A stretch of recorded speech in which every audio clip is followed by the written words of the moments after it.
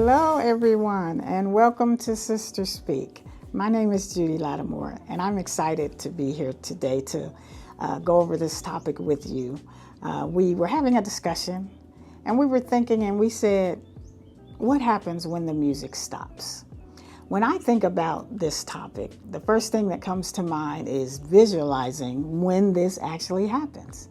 I can see myself like in the car, listening to music, or maybe at home relaxing, watching TV, streaming, doing different things. And then all of a sudden, the music that you were listening to stops.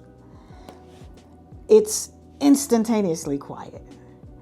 I guess you would say the first thing that happens is quietness.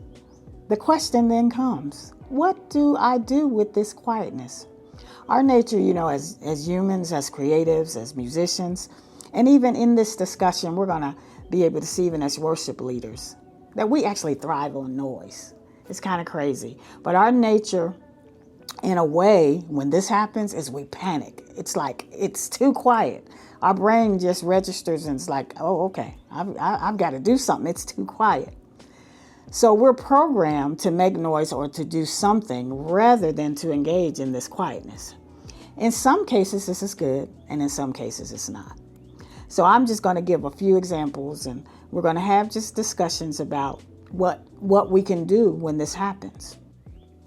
So I'm just going to give a few examples of ways that we can position ourselves that when this happens, when the music stops, that we can know what to do. And I'm actually going to take it from a spiritual perspective as worshipers.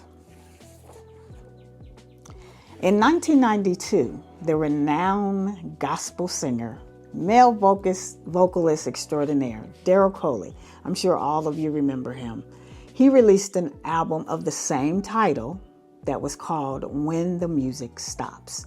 And he actually had a song with that title. If you research the album, you can tell that by the different song titles, as well as even looking at some of the lyrics within the songs, that possibly these questions came up in his situational experiences. He had to make decisions and had to decide to do certain things, but ultimately what he had to do was to deal with the quietness that happened when the music stopped.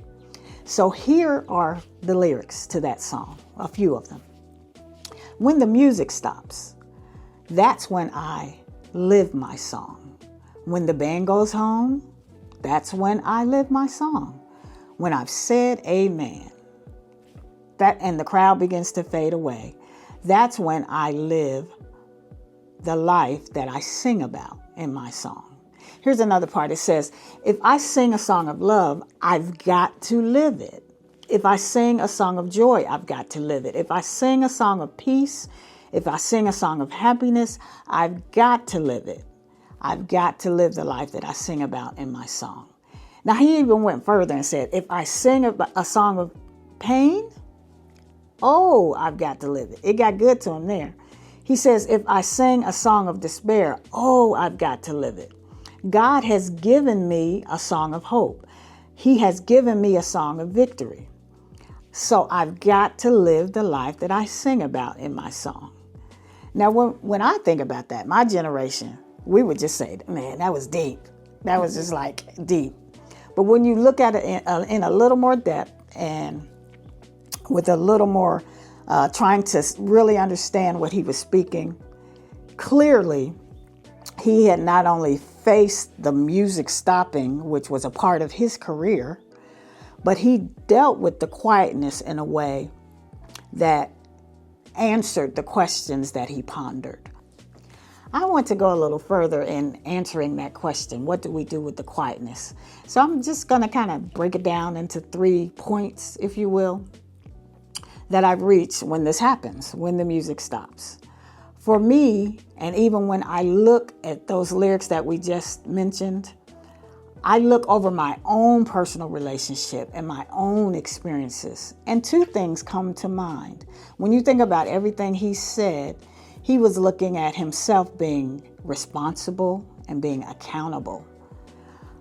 Remember where I started. We mentioned that our first tendency is to fill the quietness with noise. We immediately turn on another song, or either change the channel and start watching something else on TV. Anything to make noise. We'll get on the phone, start having a conversation. We'll start cooking again, making noise, banging those pots and pans. We'll even maybe look at some mail that we just got.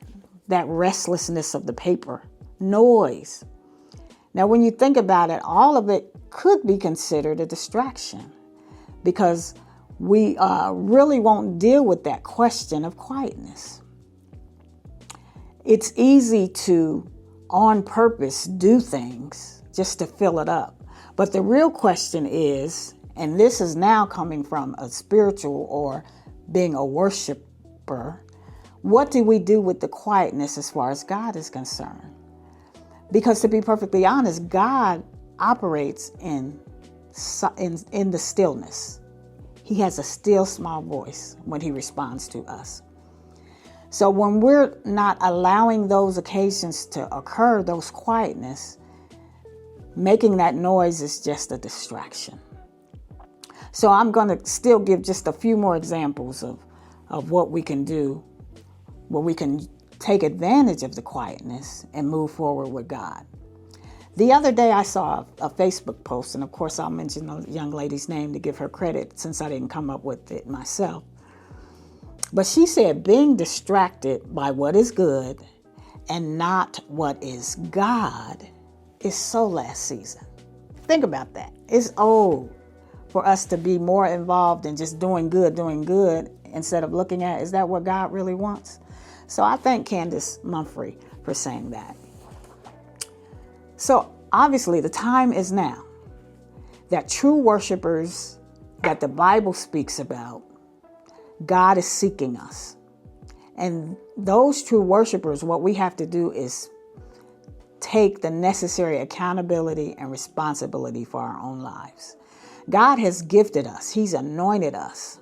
So let me go over the 3 points I was talking about. It's simple.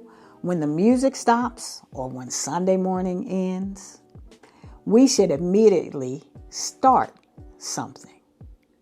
Again, when the music stops, let's go over 3 starts that we can make. The first one is the listening start. When we allow the quietness to overwhelm us, again, we talked about it, that near panic state that we will find ourselves in, we can actually find that it's a period in which we could gain direction and guidance. Another word for this is solitude. Solitude in its real meaning says that it's a state or a situation of being alone.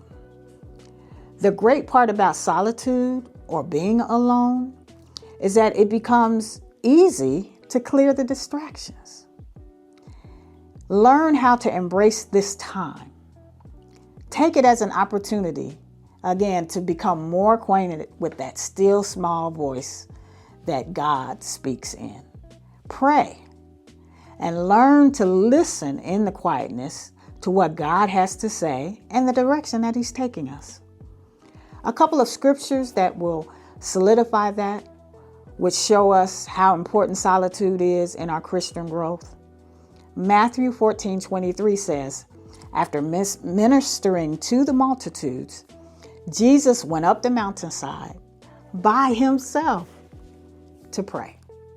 Now he was with a multitude of people. He obviously had the disciples with him. He could have said, hey, I'm going to the top. Y'all come on, let's go. No, he went by himself. He didn't even tell them. They probably was looking around like, where'd Jesus go? Somebody saw him going up the mountain. The next one is Luke 5:16. This kind of sounds like Luke saw it this way. Jesus, in Luke 5:16, Jesus often withdrew himself to lonely places to pray. So at one point he would be with you. The next thing they probably was looking around and he was gone. Couldn't find him nowhere. He went to pray.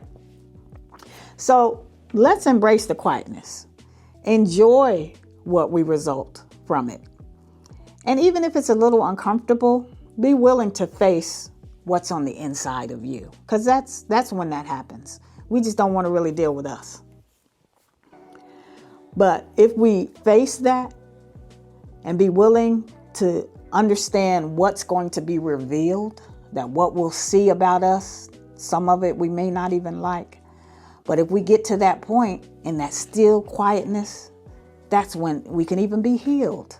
God can heal us in that. Hi, this is Zoe. Don't forget to like, share, comment, and subscribe to Sister Speak on YouTube. Stay up to date, join our email list, and follow our blog at www.iamtracymichelle.com.